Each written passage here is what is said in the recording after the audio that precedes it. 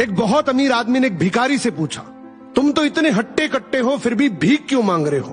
भिखारी बोला, साहब मेरे पास महीनों से कोई काम धंधा नहीं है, अगर आप मुझे नौकरी दे तो मैं भीख मांगना छोड़ दूंगा।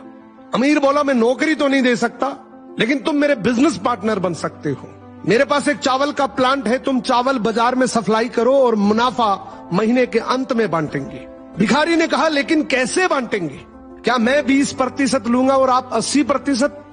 अमीर बोला, मुझे सिर्फ 10% चाहिए, बाकी 90% तुम्हारा होगा, ताकि तुम जल्दी तरक्की कर सको। भिखारी ने जोरों से काम शुरू कर दिया। उम्दा चावल और सस्ते दामों से उसकी बिक्री बहुत बढ़ गई और उसे खूब मुनाफा हुआ।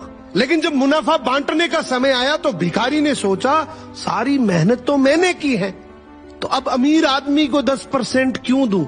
अगले दिन अमीर आदमी आया और जब हिस्सा मांगा तो भिखारी ने बहाना करते हुए कहा कि साहब मुझे तो बहुत नुकसान हुआ है, मुझे जितना मुनाफा हुआ है उतना तो कर चुकाना है, तो इस हिसाब से मुझे कोई मुनाफा नहीं होगा, तो आप इसके हकदार नहीं हैं। अमीर आदमी ने कुछ नहीं बोला और वहां से चला गया।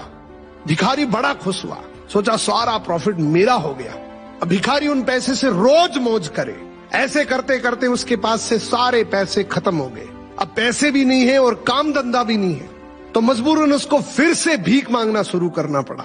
एक दिन वो अमीर आदमी उसके पास से गुजरा और उसको देखा, यार ये तो फिर से भीख मांगने लग गया। अमीर आदमी ने एक बहुत अच्छी बात बोली कि इस दुनिया में गरीब और अमीर आदमी जो होता है ना, उसमें सबसे बड़ा डिफरेंस होता है उसकी सोच का। एक रिच माइंडसेट हमेशा ये सोचता है कि मुझे भी प्रॉफिट हो जाए और मेरे साथ जो काम कर रहे हैं उनको भी प्रॉफिट हो जाए, लेकिन एक पुअर माइंडसेट हमेशा ये सोचता है कि जो भी प्रॉफिट हो सिर्फ मुझे ही हो।